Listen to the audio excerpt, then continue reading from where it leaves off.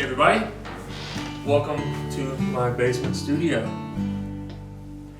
This is it. It's really small, it's just 2 rooms, but it's got everything that I need. And I've actually reversed course, because back in the day, I swore I would never have a studio in my house. I really liked that whenever I was making records, I had to go somewhere else and get away and focus, and then I'd come back home and reset.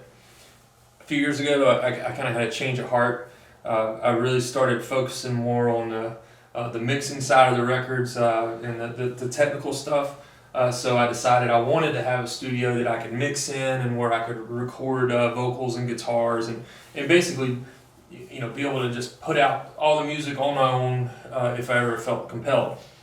And as fate would have it, I had to take this year off because of the eye surgery, and now we're under quarantine, so I'm very thankful that I have at least a little space in the house where I can be creative, and I've got pretty much all that I need at this point. This is what I call the pick-and parlor. So guitars here, keep the room humidified so the guitars stay in good shape.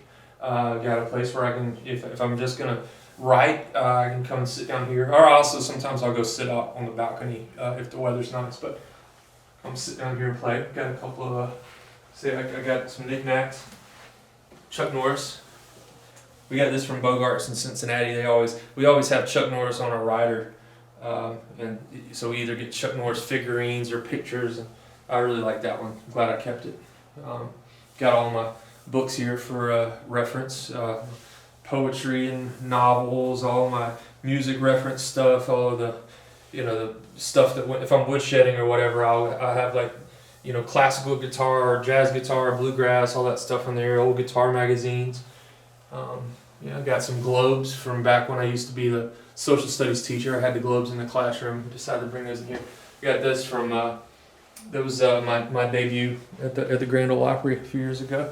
That was a really great night. Somebody made that for me. Old poster from the Texas Club in Baton Rouge. Yeah, love that place.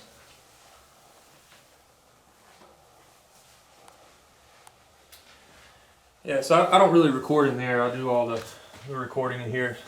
Not a very big room, but I did have it built so that the proportions are great for mixing. It's a pretty dead sounding room if you listen once. It's soundproofed, and it's just a quiet room. I can come in here and spend all day and never hear a peep from anybody. Plus, I don't have good cell service here, so I guess that's a plus. But nothing fancy about this. Mainly, I use it to mix. So I've got all the sound treatment so that there's not like any standing waves or weird resonant frequencies in the room itself, where I hear pretty much just what's coming out of the speakers, which is good for mixing. I don't have a big collection of microphones, but I got plenty of microphones for what I need. I'm not planning on tracking a band here or anything like that, so I've got some small diaphragm condensers, some large diaphragm condensers, got a dynamic vocal mic, I got a ribbon mic, and a bunch of mics that I've been hoarding over the years in the cabinet here. Obviously, I'm using this the Universal Audio Apollo system. It's pretty cool. It comes with a bunch of the analog emulation plugins. So I've got more than I need, because I'm definitely not an engineer.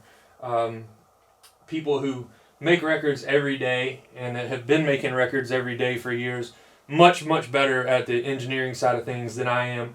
I've spent pretty much the past 2.5, 3 years learning as much as I can about that and applying it to my own music. So this space has served me really well this year so far, especially all the videos we've been putting on YouTube. I record them all right here, and I feel like each one I get a little better at figuring out mic setups that work, but still always learning that. In fact, I'm working on a live record right now. That's the next thing we want to do. Is I have this live stuff that we recorded at the Buckhead Theater back in December of 2018. So our goal is to get that out pretty soon. So I've been working on mixing some of it. Our sound guy Donnie Scares, he actually mixed it and then sent it to me. And then I've just been working with his mix and just tweaking it per song. It's been pretty cool. Sounded good. Anyway, that's it. Get out of here. I'm busy. I got stuff to do.